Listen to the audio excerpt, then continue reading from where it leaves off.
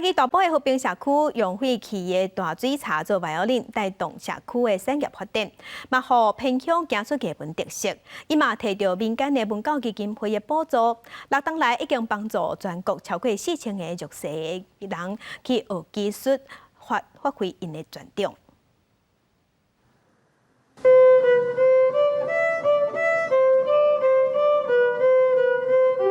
优美的 violin 声演奏出对家乡的感情，看起来真贵重的琴，原来是用做大水的时由山顶冲落来的大水茶所做的。那一把小提琴就是也是漂亮木做的，然后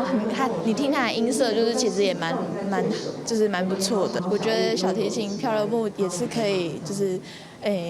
值得被认可的。家己大埔社区推广大水茶 violin 计划，互老大人学做琴，少年人学下琴，加做社区特殊的风景。台湾公益联盟表示，计划的执行毋但互社区居民有好的互动，嘛带动社区产业的发展。一方面呢，让我们的儿少可以学琴；一方面让我们社区的长辈可以学做制琴。那这样的，我觉得经营共学的一个效果，我觉得是整个社区的凝聚力是非常的能够紧扣。那同时，它也跟着我们社区产业慢慢的发展起来。除了山区的大水茶 violin 以外，另外一个社福团体成功智能发展中心嘛投入打造全台湾第一个身心障碍行动咖啡车。中心副主任表示，只要用到方法，身心障碍的囡仔嘛会当学会晓煮咖啡。你要示范，然后图示，然后他们操作，然后就是做一个流程之后，让他们每天做，每天冲。我们到第5个月的时候，我们发现他们只要把那些东西都撤掉，口语提示就可以了。原台文教基金会推动公益预防计划，